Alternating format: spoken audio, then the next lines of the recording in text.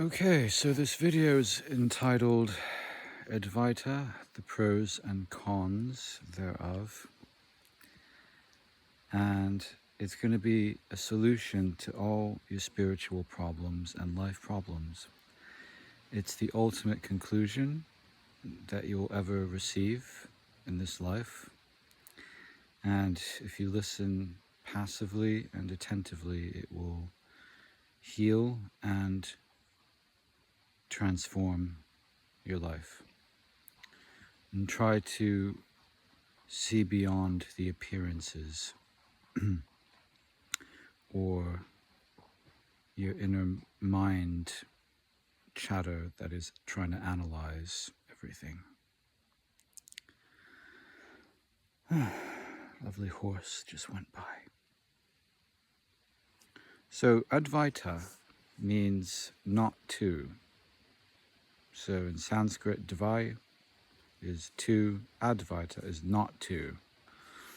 What the teaching is trying to get at is that all of this experience, life, is not two, or not separate, non-dual, hence also known as non-duality.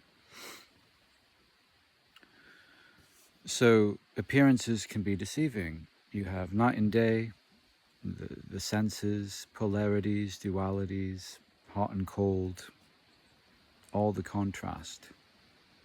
But what Advaita teaches is that it's not two, it's actually non-dual. So everything is actually one suchness emanating thousands of different forms and colors, you know. So this is the basic teaching. In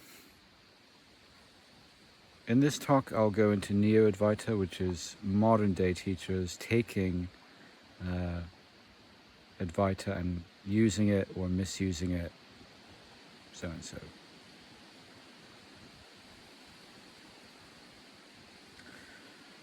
So essentially,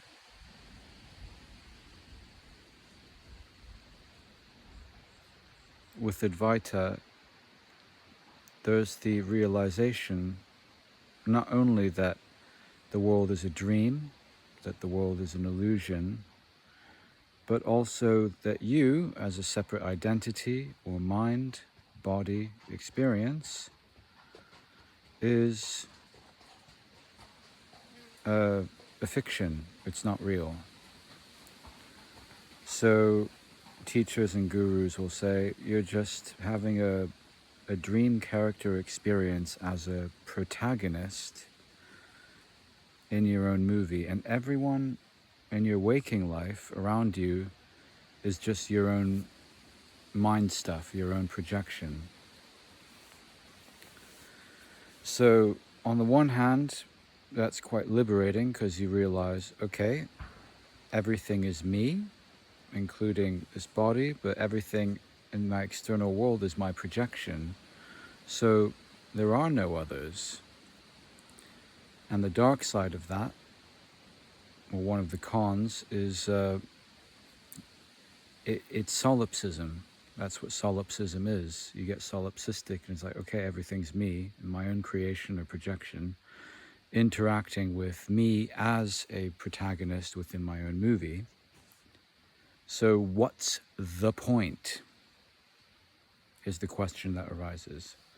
And so this gives rise to purposelessness, meaninglessness, nihilism, voidism. And of course, if you're not psychologically sound, this inevitably will lead to depression and suicidal tendencies and addictions. Because if you have the knowledge of Advaita, but you still haven't healed your inner child or your psychology, then it could really fuck you up. It can really fuck you up. And I've been there. For years, I've embodied Advaita. And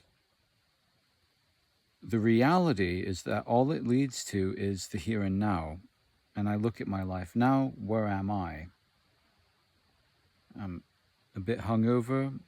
Physically, I have health concerns, and I'm just a bit kind of confused and living day to day. So that's what living and embodying Advaita got me, you know. End of the day, once you get grounded in reality, you're just another fucked up human being who still has life problems, you know. You come right down to it. The good thing about Advaita is that you can detach and observe yourself from a more objective distance and not react so emotionally to your life problems. So when shit hits the fan, you realize, okay, this isn't really happening to me, as in me, the real you, the one, the all-pervasive, formless I am self. But it's happening to this subjective character called me, insert your name. And yeah, this is happening. So it's happening within the dream or the illusion, but it's not really happening. So when the Advaitas teach, nothing can really touch or molest or affect the real you. What they mean by the real you is the Brahman, or the Shiva, the all-pervasive formless consciousness, which is not just the origin of existence, but you, your true self. And there's this revelation within Advaita which appears as an awakening that you, as the false self, mind, body, identity, subjective experience, relative experience, you, insert your name. For me, it's Jesse. I'm just a character in a play, in a novel, in a fiction, in a movie, and it's not real. But of course, when you're watching the movie, or watching a play, or reading a novel, it's compelling, it's fascinating. You want to know what happens. You end up caring about the character. You get emotionally engaged and mentally involved in the story. So it's really about being immersed in the story, but most people who don't know about, non-duality strictly identify as their small self, their false self, the mind, the body. This is he. I am John Doe. I am John Smith. This is who I am. I'm a carpenter. I'm a painter. I do this. I do that. And, it's easy for people who practice Advaita to say, oh, well, obviously he's deeply asleep. He's ignorant. He's an NPC. He's not ready, But then that's the subtle spiritual ego trying to be judgmental and judge other people who haven't awakened or haven't died to themselves yet. Really. So,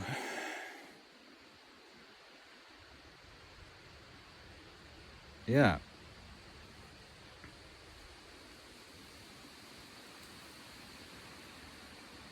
But once you truly wake up, you realize that, okay, even Advaita is just another teaching or a tool that can be used. It's a teaching, it's a tool, it's a tradition, which is where most people go wrong with it. It's like trying to use psychedelics, but you're using it the wrong way. You're abusing it. Psychedelics should be treated sacredly and microdosed within a safe, controlled environment with other people you trust.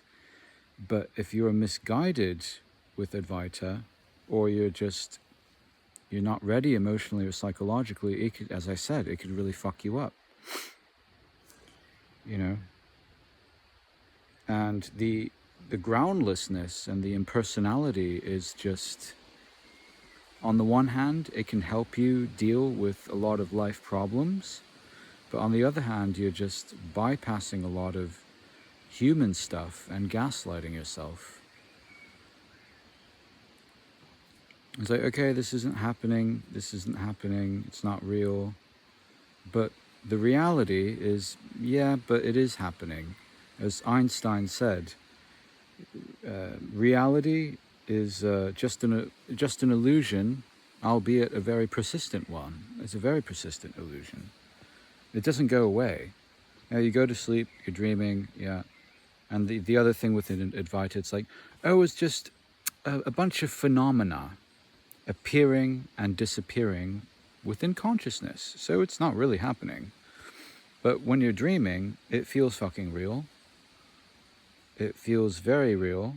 And then when you wake up, it's like, oh, thank God for that. It was just a dream. But then it just keeps happening and happening again. It's very persistent.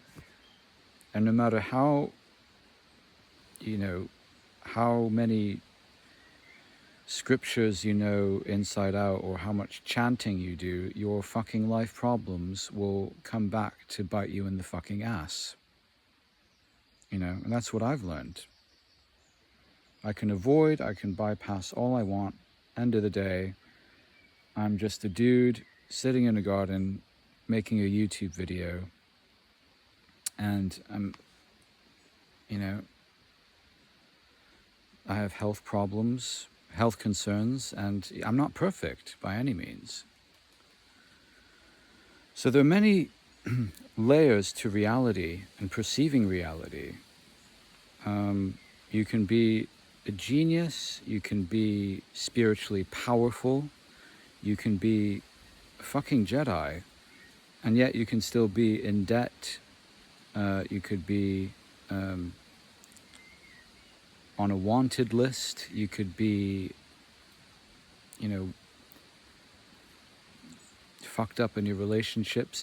Anything. When it comes down to the human stuff, it brings you back down to reality, and it's like, shit, fuck. What about this as well? Because if you are truly one with everything, then the oneness includes you as the supposedly fictional character. Because otherwise, if you're trying to self-annihilate through spirituality, then you're doing it in a way so as to avoid your human problems. And that's what I've been doing, really. And it doesn't fucking work. So you realize that your human experience, your subjective character, is just as valid as the entire whole, all-pervasive, absolute Brahman perspective. That's the paradox. That's how it works, really. Because without this, what would be the point of form, manifestation, experience, difference, separation, individuality? If the waves are truly just one with the ocean and just illusory manifestations, then what's the fucking point of waves in the first place? There would be no waves. So the point is that you have to fight the tendency to self-efface, to self-annihilate, because it doesn't help you and it doesn't help the world at all. On the flip side, too many people are identified strictly as their mind, body, personality, without knowing the absolute truth or Brahman, which is why we need Advaita, So it's really a double-edged sword. But I think the whole point is to find the right balance that resonates with you. And you can have both. But once you've realized your true self, the Brahman, God, the absolute all-pervasive self, but also if you've healed your inner child and psychology and your human shit, you need to master both. I already know who I am. as Brahman. But now I'm in the process of dealing with my human shit. And of course, the Advaita people can dismiss it. It's like, well, it's not real. It's just an illusion. It's just a projection. It's not really happening. It's just a dream. It's just a movie. So you're not in control anyway, which is another fault of Advaita, because it removes personal responsibility. It removes personal agency and autonomy and all the rest of it. You just become a fucking puppet. You know, the gurus within the Advaita tradition, they say, oh, the mind and the body are mechanical anyway, so you just need to become the witnessing consciousness and observe yourself objectively. Yeah, okay. But also, if you're just spouting out knowledge without feeling any love or empathy for the human condition, then you're just a fucking robot yourself. So it kind of goes both ways.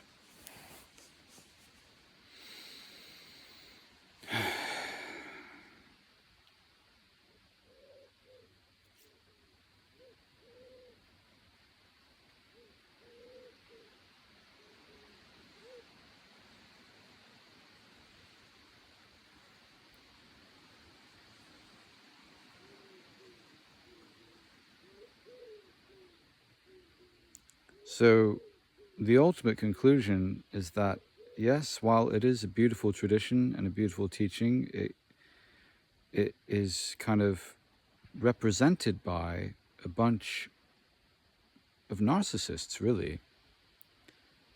And because narcissists are empty, and they want to hijack and assimilate you so that you become erased and empty yourself and identify with everything out there and just the whole, but not as this, not the localized I or me, myself, the personal presence, which is the whole point of the Christ, or Yeshua, or Jesus Christ.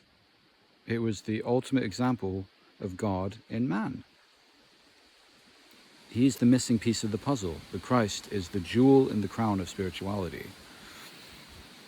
So you could say, for those who misuse Advaita, it's a dark side spirituality. It's almost like Antichrist spirituality. Because when I embody Advaita, I feel like a narcissist. You get to know what it feels like to be a narcissist. And this is why a lot of narcissists settle for being a non-dualist or an Advaitin, or I am nothing, I am empty. You know, it's self-annihilation, really. But if you come to self-accept yourself, self-accept the localized aspect of God, the subjective self, then that is the missing piece of the puzzle, really. You can be one with everything, be self-realized, and still embody, and still be grounded, and still be, one with Christ, really. Because it's literally, without Christ, there is nothing. It's empty, void. And nothing can come out of that except meaninglessness, as I said, purposelessness, solipsism, nihilism.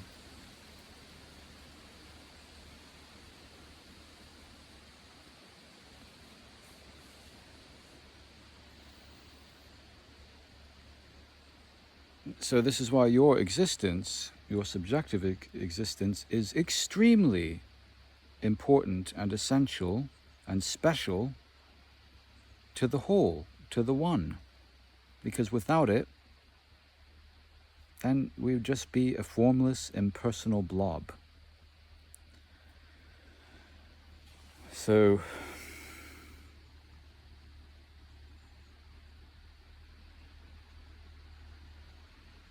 So with Advaita, it's really take what resonates, use it as a tool, string to the bow, but keep an arm's length, because it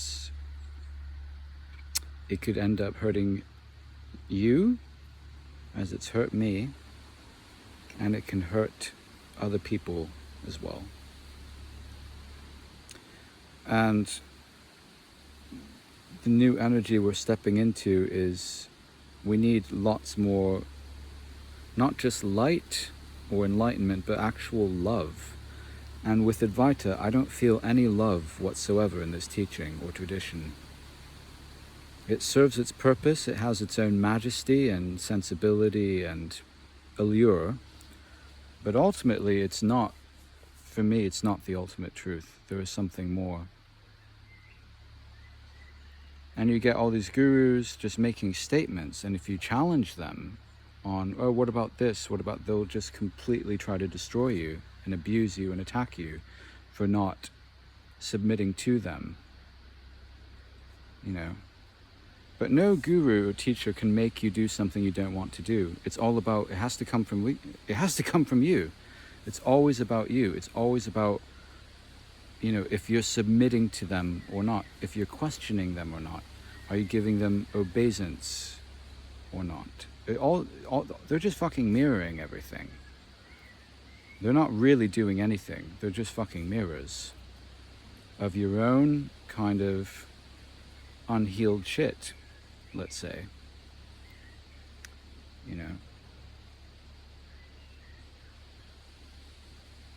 But you have to bank on the fact that God is personal and he does care and he is loving.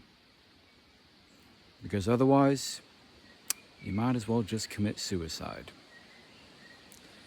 And that's what Advaita is.